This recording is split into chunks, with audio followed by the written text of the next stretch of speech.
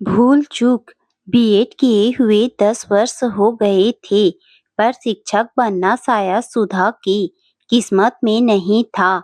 सारी भर्तियां ढप पड़ी थी, पर पढ़ाई अभी जारी थी, इस उम्मीद में कि कभी न कभी तो नौकरी लग ही जाएगी।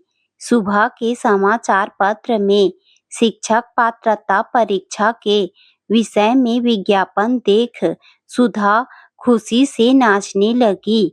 पापा, देखिए, लगता है इस बार मेरी किस्मत रुख बदलेगी। 70,000 लोगों का इस बार शिक्षक भर्ती में चयन होना था। इतनी बड़ी संख्या में सीटें खाली हैं, शायद मेरा नंबर लग जाए। जल्दी से शिक्षक पात्रता परीक्षा का फॉर्म भर के सुधा जोरों शोरों से तैयारी में जुट गई। दिन रात एक करके सारे विषय का फिर से गहन अध्ययन किया। वैकल्पिक प्रश्न एक दिन में 200 हल करती हैं। उसकी लगन को देखकर पिताजी ने भी विश्वास कर लिया, इस बार सुधा का चयन हो जाएगा। 35 की होने चली हैं। नौकरी की जिद में शादी भी नहीं की। घर पर परीक्षा का कॉल लेटर आ गया। आगामी रविवार को परीक्षा होने की सारे एहतियात इंस्ट्रक्शन प्रवेश पत्र में दिए थे। पिताजी ने सुधा को फिर भी हिदायत देते हुए कहा, देखो, कहीं चूक मत जाना। अरे पिताजी, आप परेशान मत होइए, मैं कोई चूक होने ही नहीं दूंगी।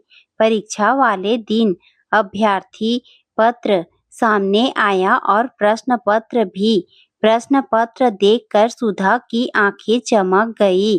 70% तक तो आ ही जाएंगे, मेरी नौकरी तो पक्की है। अभ्यर्थी पत्र को नजरअंदाज करते अपने प्रश्नों को जल्दी जल्दी हल करने लगी। तभी कक्ष में निरीक्षक दल का प्रवेश हुआ और उन्होंने सभी अभ्यर्थियों से भरा हुआ अभ्यर्थी पत्र मांगा। सुधा ने जब पलट कर देखा तो उसने अपना अभ्यर्थी पत्र तो भरा ही नहीं था। जल्दी जल्दी उसमें दी हुई सारी जानकारियां भरने लगी। नाम, शिक्षा, जन्मतिथि, भाषा चयन, विषय इत्यादि की जानकारी उसमें भरनी जरूरी थी। निरीक्षक अब सुधा के पास पहुंच चुके थे। जल्दी जल्दी सुधा ने अपना पत्र भर के निरीक्षक को दे दिया। परीक्षा खत्म हुई। सभी अभ्यर्थी अपने अपने घर चले आए। 2 दिन के बाद परीक्षा की उत्तर कुंजी इंटरनेट पर आ गई। सुधा ने जब अपने उत्तरों का मिलान किया, उसमें वह उत्तीर्ण हो गई थी। एक पखवाड़े के बाद उसका परिणाम भी आ गया।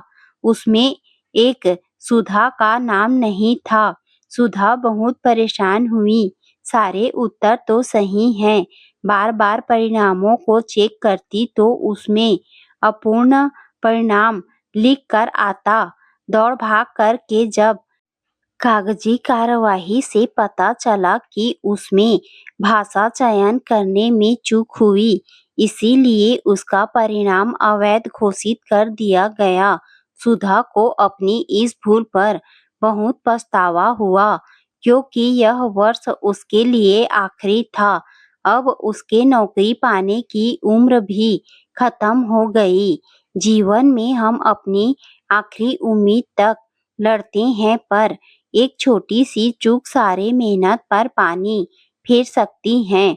सुधा को सबक मिल गया।